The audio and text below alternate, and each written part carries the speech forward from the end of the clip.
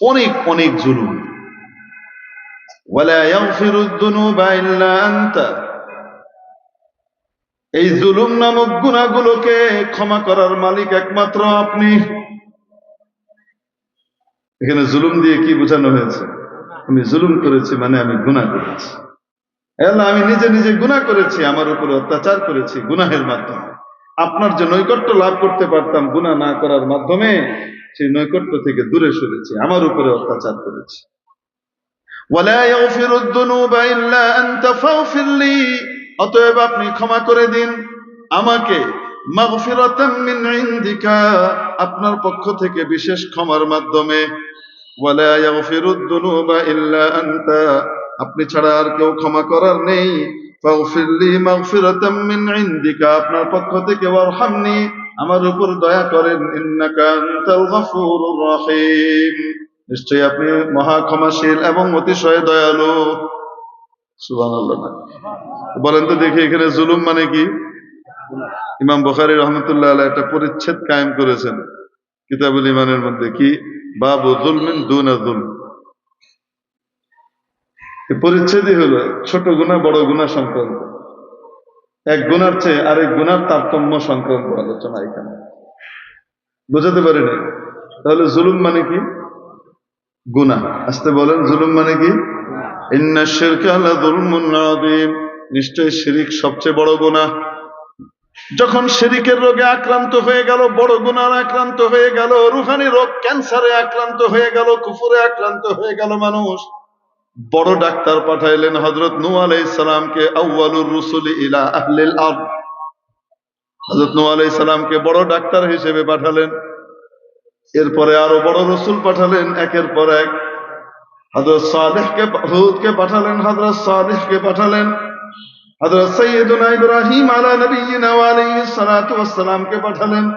যুগে যুগে নবী রাসূলরা আসতে লাগলেন, রূহের চিকিৎসা করতে লাগলেন। বুঝতে পারেন নাই? উম্মত আছে রোগ হবে, উম্মত আছে কি হবে? পেট আছে তো গু আছে, বলেন না কেন? ঠিক না? গু আছে তো বাথরুম সারতে হবে, বাথরুম সেরে ওই বাথরুমটা লাগিয়ে রাখা, এটা হলো খারাপ।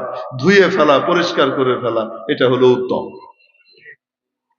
হযরত নানুপুরের হযরত রহমতুল্লাহ আলাইহি, আল্লামা সুলতান আহমদ নানুপুরি রহমতুল্লাহ আলাইহি বলতেন, আগো হুঁসো, আগো হুঁসো, আগো হুঁসো। মানে গুনাহ করো তওবা করো, গুনাহ করো তওবা করো, গুনাহ করো তওবা করো, গুনাহ হয়ে গেছে তওবা করো। গুনাহ হয় না কার? নবী রাসূলের। নবী রাসূল ছাড়া প্রত্যেক উম্মতের কোনো না কোনো গুনাহ হবেই হবে, ছোট হলেও হবে।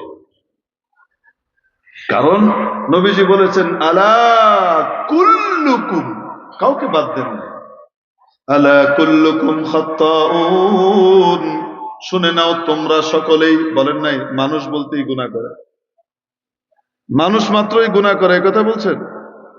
কি বলছেন? বলছেন কুল্লু ইনসানিন খাত্তাউ, না বলেছেন আলা কুল্লুকুম, কান খুলে শুনে নাও তোমরা সবাই, উম্মতরা যারা আছো সবাই গুনাহগার, ছোট হোক আর বড় হোক।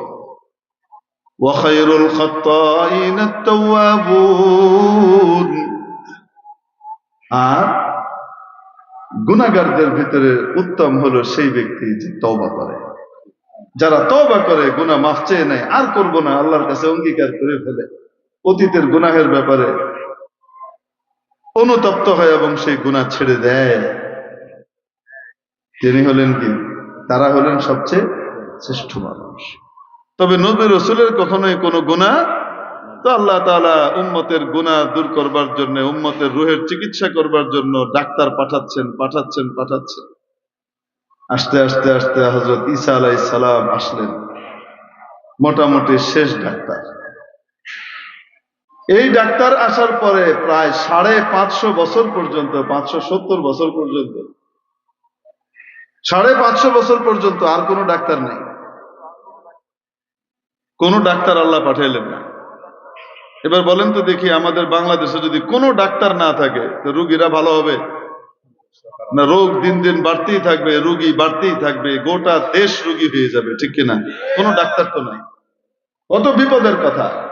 রব্বুল আলামিন গোটা বিশ্ববাসীর জন্য রহমত স্বরূপ দয়া করে সর্বশেষ নবী, সর্বশ্রেষ্ঠ নবী, সর্বশ্রেষ্ঠ মহামানব নবীজি মুহাম্মদুর রাসূলুল্লাহ সাল্লাল্লাহু আলাইহি ওয়াসাল্লামকে পাঠালেন সবচেয়ে বড় ডাক্তারকে।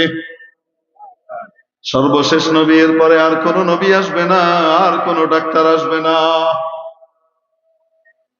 কিয়ামত পর্যন্ত মানুষের মধ্যে রোগ আসবে কি আসবে না?